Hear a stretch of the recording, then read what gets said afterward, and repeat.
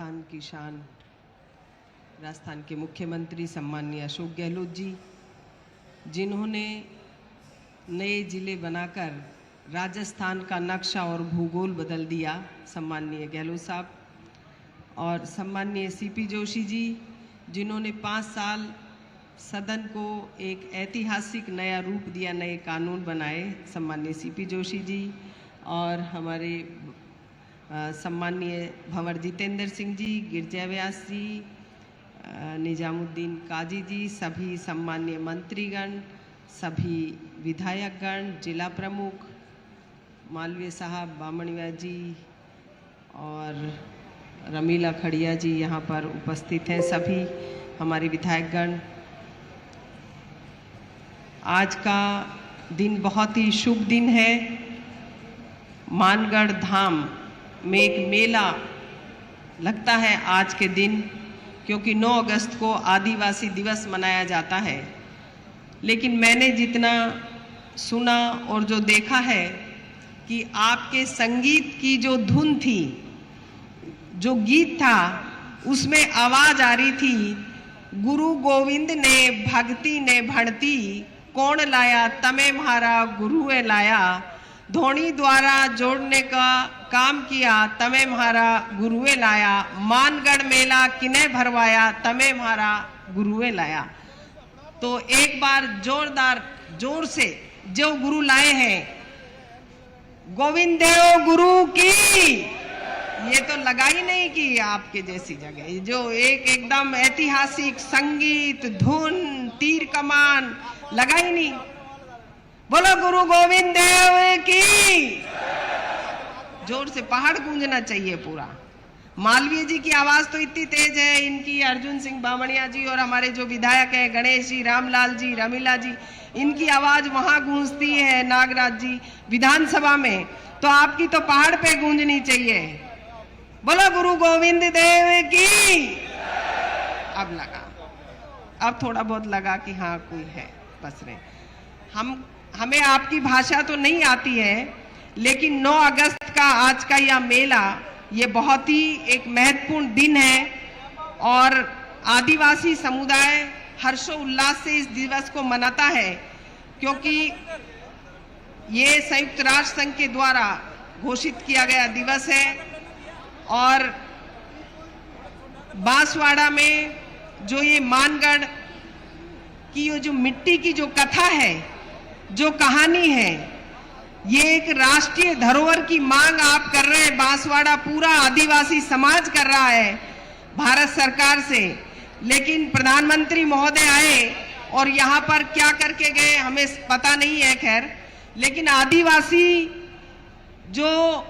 आदिवासी किसे कहते हैं? आप कहते हैं कि जंगल, और जैसा अभी हमारी माननीय विधायक महोदय ने बोला, लेकिन मैं मानती हूं कि जंगल नहीं, आप जज्बाती हो, आप जमीर वाले हो, जय जय आदिवासी गुरु गोविंद देव के हो, तो आपको तो महान कहती हूं मैं। और आदिदेव कौन है? आदिदेव कौन है? महादेव। आदिदेव कौन है? महादेव। और भैरू जी, तो आप तो उनको मानने वाले हो, फिर आप कैसे हुए पिछड़े? जो सम्माननीय माननीय मुख्यमंत्री महोदय ने जो घोषणाएं करी हर पूरे राजस्थान के लिए, मैं तो ये मानती हूँ आप सभी को, आज जो युवा पीढ़ी यहाँ पर सामने है, उन्हें नशा और हथियार की बजाय कलम अपनानी चाहिए। आपको कलम अपनानी चाहिए, जिससे कि ऊंची से ऊंची गद्दी पर, कुर्सी पर बैठने का आपका हक बने, अधिकार बने। कलम किसने अपनाई थी? कलम अपनाई थी भीमराव अंबेडकर जी ने।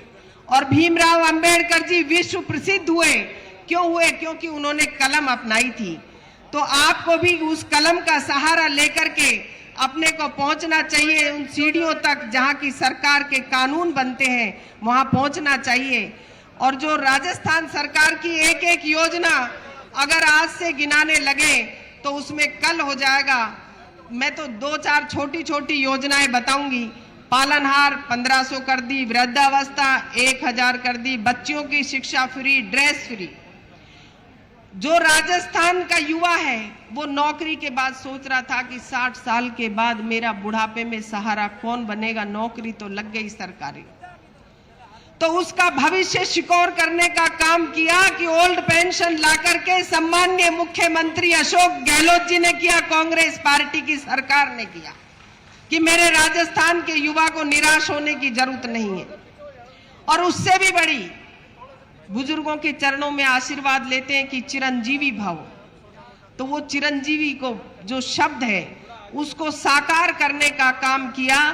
मैंने खुद ने देखा, मेरे पास लोग लिखवाने आते थे कि मैडम मुख्यमंत्री राहत कोष के लिए चिट्ठी लिख दो, मेरे बेटे की किडनी खराब हो गई, पैसा नहीं है मेरे पास, घर बेच के भी मुझे पैसा नहीं मिलेगा। तो सम्माननीय मुख्यमंत्री महोदय ने उस मां के आंसू पहुंचने का काम किया कि 25 लाख रुपए तक का ऑपरेशन होगा, उससे ज्यादा होगा तो भी उसकी पूर्ति सरकार करेगी।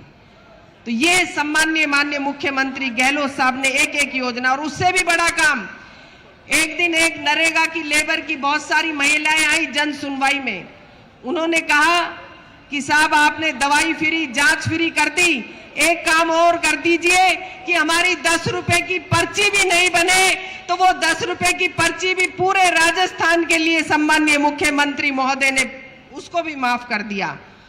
और आज जो देश के शीर्ष नेतृत्व में बैठे हैं वो कहते हैं कि 70 साल में कांग्रेस ने क्या किया, लेकिन जो कांग्रेस ने किया कि इस भारत देश को ला करके विकास के पथ पर खड़ा करने का काम किया।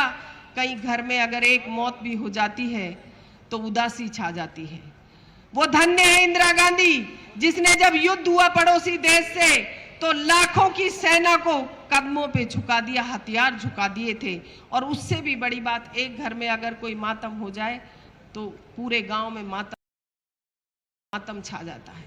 आप सोचें कि अपने देश के लिए, अपनी धरती के लिए राजीव गांधी जी ने, इंदिरा गांधी जी ने सीने में गोली खा करके पूरा लहू अपने जिस्म का इस भारत माता को पिलाने का काम किया, तो इंदिरा गांधी जी ने किया, इस देश के लिए किया, अपनी भारत भूमि के लिए किया। ऐसी जो पार्टी कांग्रेस पार्टी हर व्यक्ति का, हर वर्ग का जो ध्यान रखती है वो कांग्रेस पार्टी है। मैं आप सबसे के लिए, मैंने बांसवाड़ा के लिए भी और आदिवासियों के लिए भी एक कविता लिखी है, वो मैं बोल देती हूँ। बिल्कुल सब। और थोड़ी देर में सम्माननीय राहुल गांधी जी भी यहाँ पर पधारेंगे। मैं आदिवासियों के लिए लिखी है मैंने 2 लाइन कि ए दुनिया वाले आदिवासी को ना समझना, हम तेरे पैतरे खूब समझते हैं, हम आदिवासी हैं जंगल को खूब समझते हैं। ए हाकिम हमें ग्रहों की चाल में मत उलझाना, हम सूरज चांद और मंगल को खूब समझते हैं, तीर समझते हैं, कमान समझते हैं, धूप समझते हैं, छाव समझते हैं। हम आदिवासी को समझा, उसे खूब समझा तो सिर्फ और सिर्फ कांग्रेस पार्टी ने समझा।